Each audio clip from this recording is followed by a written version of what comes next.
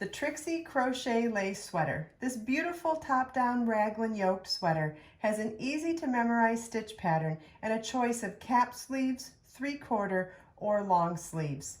You will need number 2 sport weight yarn, a 4mm and a 6mm crochet hook, yarn needle, and scissors. The sample is shown in Be So Sporty Bling yarn in colorway Moonbeam. This ball of yarn is in colorway Sunrise 11, and we'll be doing the tutorial in colorway Paradise Palm.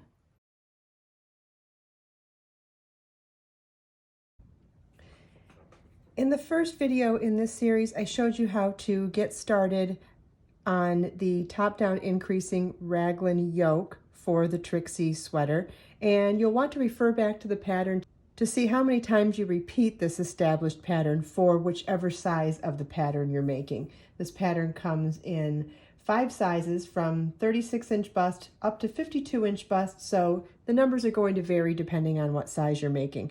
Once you've repeated this and finished your yoke, you are ready to separate from body to sleeve so that we can do the lower body of the pattern. And then in the third video, which will come right after this one, I'll show you how to work the sleeves. So I want to show you conceptually how to do this, because when you look at the pattern, it'll tell you step by step how to do this for whatever size you're making. But let's say you're customizing this. It's going to be important to understand the concept of what we're doing here so that you could adjust for any size or make any modifications. So we're working in our established pattern, which we've already established in the first video and from watching and from reading the pattern and the charts.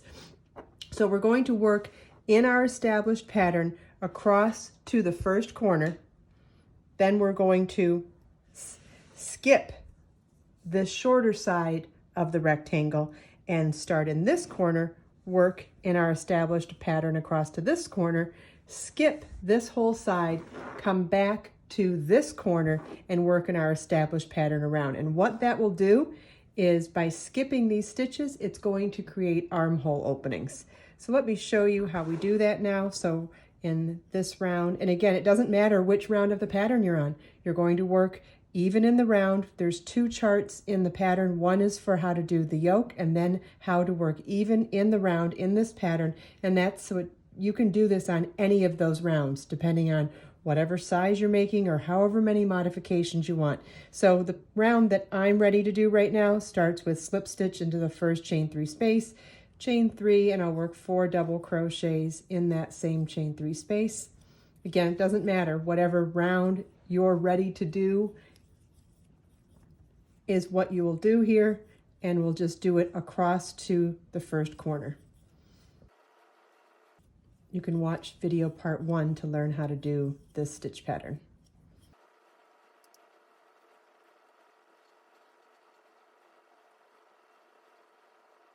Okay, we've worked our way to the first corner, so we'll work in the corner. And for this particular round, it is to work 5 double crochets in the chain 3 in the corner. So now we're going to skip this whole second side, come to our second corner. Well, we just did the 5 double crochets in the corner, so in order to stick with our established pattern, we're going to move on to the next component of the repeat. So it's chain 2 and double crochet 2 together over the first and 5th double crochet of that next section. And now we'll work in our established pattern again to the next corner.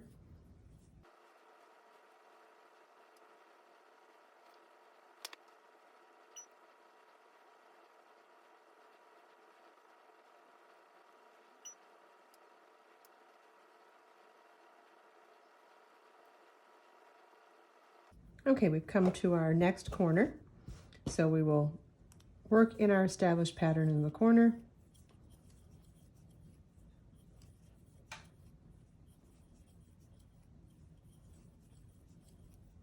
Then skip all of the stitches along this shorter side, come to our next corner. We just did the 5 double crochets in the chain 3 space, so we'll move on to the next component in our established pattern, which is chain 2 and double crochet 2 together over the first and 5th double crochet in that next section. chain 2, and then we'll continue on in our established pattern to finish the round.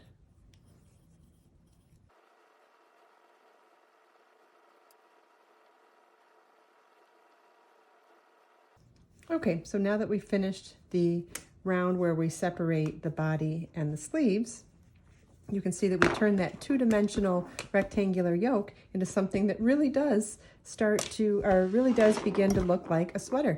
So now we have a front, and we have a back, and we have two sleeve hole openings.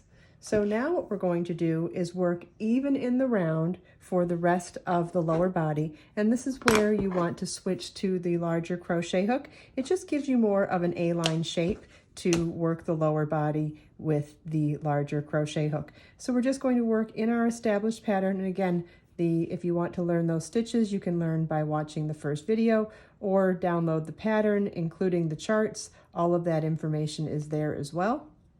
And join me for part 3 of the video where I show you how to add sleeves to your sweater. I hope you enjoyed this video. If you have any questions at all, please feel welcome to leave them for me in the comments. And if you check out the video description, I've provided links for everything we talked about in this video. Let us make time to create, share, and inspire today and every day. I'll see you in the next video.